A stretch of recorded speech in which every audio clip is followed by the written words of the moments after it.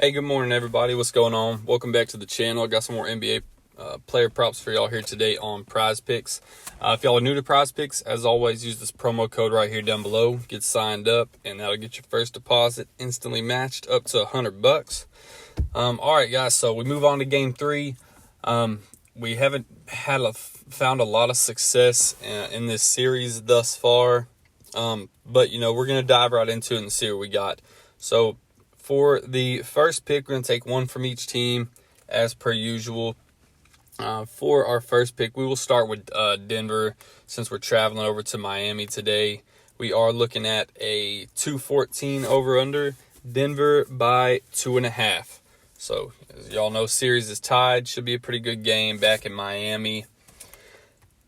First pick we're going to look at for Denver, I think it's safe to start going back to it now. We kind of let off of it for the last game, and it's gonna be Michael Porter Jr. His rebounds and assists.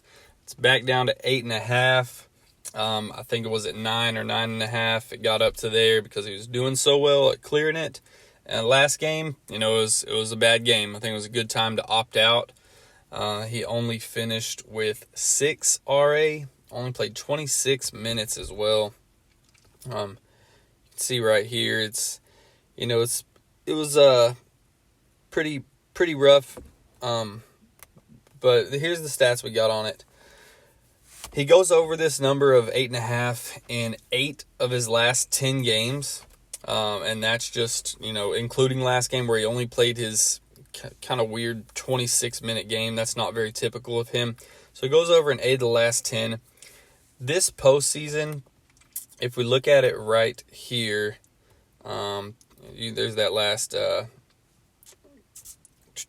game you can see. I'll let it load up. But this postseason, he's only been, whenever he has a bad game, he's pretty good at having a bounce back. And he's not really going to have two bad games back to back. If we can get it to load up for us. He's only done that once here we go. He's only done that once this postseason, where we look right here, starting with Minnesota. He was very up and down against Minnesota. But he never had two bad ones back to back, 13-6. So he went under there, back up to 11, down to 7, back up to 10. So that one was very, very up and down. This games 1 and 2 versus Phoenix is the only time this entire postseason he's gone under this number twice in a row with 5 and 5. And then after that, he only goes under it one more time, the last game against Phoenix with 5, and then he bumps back up to 12. So right now his last game was at 6. I think it's pretty safe that we can expect him to bounce right back up and not have a bad game again. Like I said, he only played 26 minutes last game, had 5 points. It was kind of a shit game for him. So I do think it's safe to go ahead and buy back in here. When he plays over 30 minutes, he goes over this 7 of his last 7 games and 10 of his last 12. So, like I said, I think it's a good time. I think last game was a good time to let off, but I think we're back on it. I don't see it happening again. And if it does happen again and he goes under, I think it's going to be safe to take it on the following one. I just don't think we can expect consistent bad games out of him with just his RA. I mean, we know what the deal is. He can get it with just his rebounds. So give me a good bounce back here for him tonight. That's going to be pick number 1. It's going to be MPJ over his 8.5 RA. If you're a books guy, there is juice on the under here.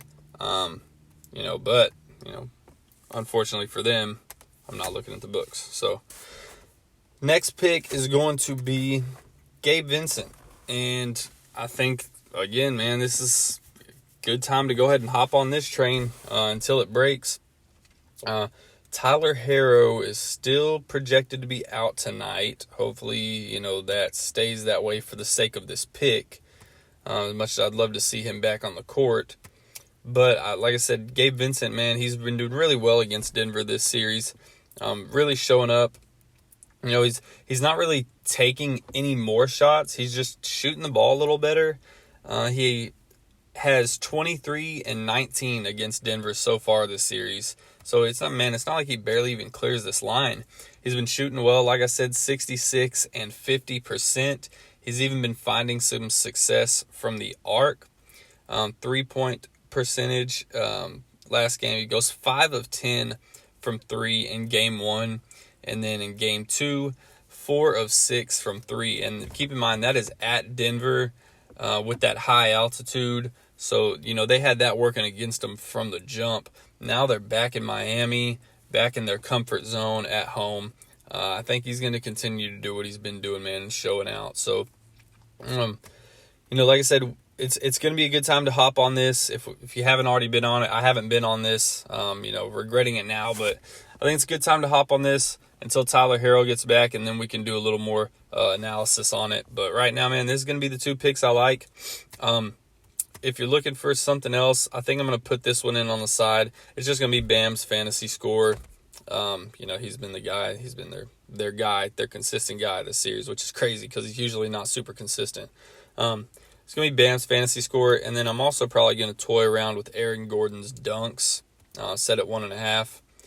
Dude was getting alley-oops out the ass last game, so I think he had like 4 or 5 where he slammed it through. So that's going to be another one. But for now, man, I really like MPJ over 8.5 RA. Gabe Vincent over 13.5 points. Let me know what y'all think. And as always, man, I appreciate all the support. And let's cash now. Let's make some money. Later.